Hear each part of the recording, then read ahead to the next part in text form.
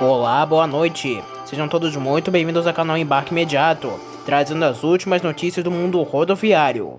Os trolleybus da Argentina deixam de operar por calor. A cidade de Rosário, na Argentina, teve uma linha de trolleybus suspensa por conta do clima. De acordo com a publicação da La Capital, os 12 carros da linha que foram fabricados em terras geladas russas não podem operar porque não se adaptam ao calor argentino. A cidade comunicou que, devido às elevadas temperaturas registradas na cidade nos últimos dias, que geraram ou sobreaqueceram as temperaturas que permitem o funcionamento autônomo dos dois carrinhos temporariamente e até que o calor diminua no oferta da linha Q, será substituída por outros dois serviços com trajeto similar. A partir desta quarta-feira, dia 25 de janeiro de 2023, o litro da gasolina fica 23 centavos mais caro nas distribuidoras, passando de R$ 3,08 para R$ 3,31. A informação foi divulgada pela Petrobras nesta terça-feira, dia 24. Segundo a estatal, considerando a mistura obrigatória de 73% de gasolina A e 27% de etanol anidro para a composição da gasolina comercializada nos postos, a parcela da Petrobras no preço ao consumidor será, em média, R$ 2,42 a cada litro vendido na bomba. Esse aumento acompanha a evolução dos preços de referência e é coerente com a prática de preços da Petrobras, que busca o equilíbrio dos seus preços com o mercado, mas sem o repasse para os preços internos da volatilidade conjuntural das cotações e da taxa câmbio. Em nota, a Petrobras diz que busca um equilíbrio entre os preços do mercado internacional e a taxa de câmbio. Esse aumento acompanha a evolução dos preços de referência e é coerente com a prática de preços da Petrobras, que busca o equilíbrio dos seus preços com o mercado, mas sem o repasse para os preços internos da volatilidade conjuntural das cotações e da taxa de câmbio. A aviação Águia Branca informou nesta terça-feira, dia 24 de janeiro de 2023, que registrou um aumento de 66% na venda de passagens nas primeiras semanas do ano em comparação ao mesmo período de 2022. Segundo a companhia, trechos entre grandes cidades são os mais procurados, como Salvador-Rio, que registrou um aumento de 116% no volume de passageiros, São Paulo-Rio, que teve um aumento de 98%, e Vitória-Rio, que tem 88% a mais de passagens vendidas. Os dados são referentes aos embarques que aconteceram entre os dias 10 e 31 de janeiro. A Águia Branca acrescenta ainda que o aumento da procura era esperado, uma vez que esta será a primeira temporada de férias após a vacinação contra a Covid-19. A aviação Águia Branca oferece ainda descontos de até 50% para passageiros que comprarem passagens com antecedência mínima de 15 dias da data do embarque, além de oferecer opções de compra pelo site, agência física ou Zap Passagens, sistema de venda assistida via WhatsApp. O uso da Força Nacional em Brasília acaba de ser prorrogado pelo ministro da Justiça e Segurança Pública Flávio Dino por mais 15 dias. De acordo com o governo federal, a prorrogação segue valendo desde a última sexta-feira, dia 20, e seguirá valendo até o próximo dia 4 de fevereiro. A portaria com a prorrogação foi publicada nesta segunda-feira, dia 23, no Diário Oficial da União. O efetivo da Força Nacional, segundo o texto, atuam com o objetivo de proteger a ordem pública e o patrimônio público e privado entre a rodoviária de Brasília e a Praça dos Três Poderes, assim como na proteção de outros bens da União situados em Brasília.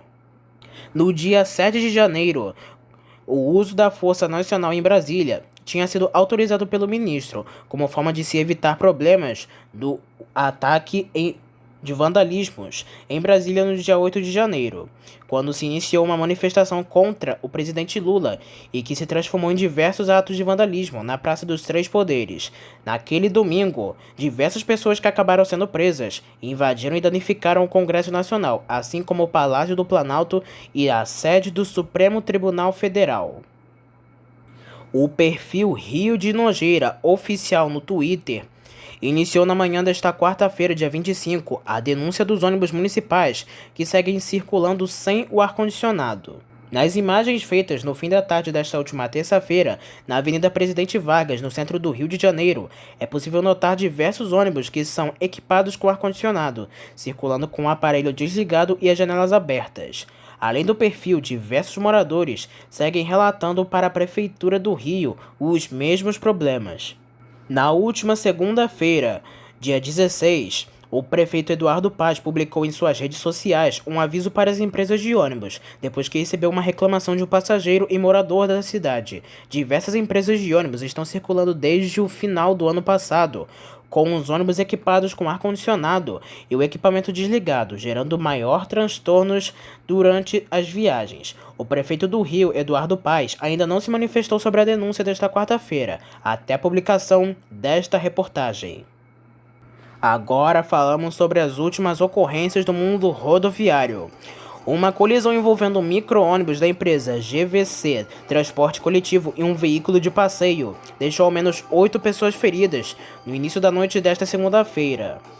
O acidente ocorreu na estrada que dá acesso ao distrito de Acuruí, na cidade de Itabirito, na região central de Minas Gerais, nas proximidades do trevo de acesso à BR-356 que faz ligação entre as cidades de Itabirito e Ouro Preto. Segundo informações preliminares, o micro-ônibus teria perdido o freio e atingiu um veículo de passeio.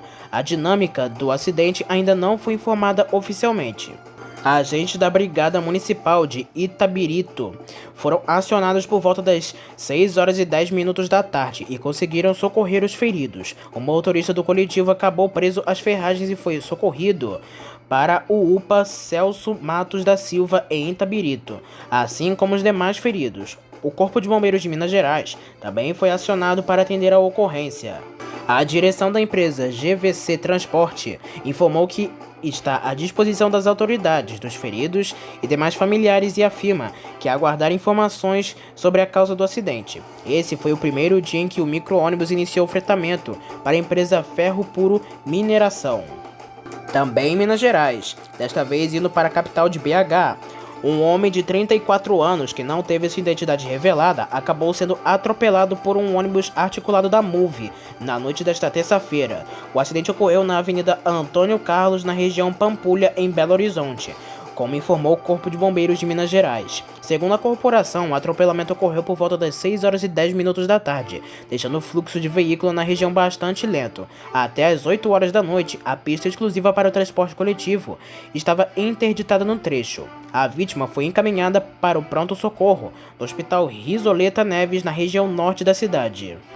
A forte chuva que atingiu a cidade de Juiz de Fora na tarde desta última terça-feira causou muitos transtornos quando carros foram levados pelas águas e ônibus ficaram ilhados no bairro Santa Lúcia. Os moradores passaram a narrar com vídeos através das redes sociais e também em grupos de mensagem por aplicativos a real situação da cidade. O Corpo de Bombeiros de Minas informou que o quartel de Juiz de Fora foi acionado para a retirada de pessoas que estavam em um carro e foi levado pelas águas. A corporação informou ainda que os militares também foram empenhados para o resgate de 6 passageiros que ficaram ilhados dentro de um ônibus da linha 106.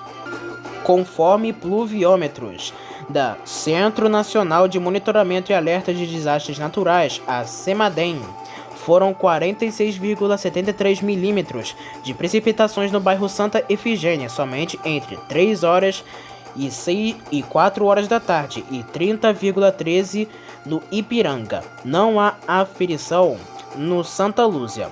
Passos del Rey, na Zona Norte, teve acúmulo de 51,67% no mesmo horário. Já em São Pedro, foram 40,66 milímetros.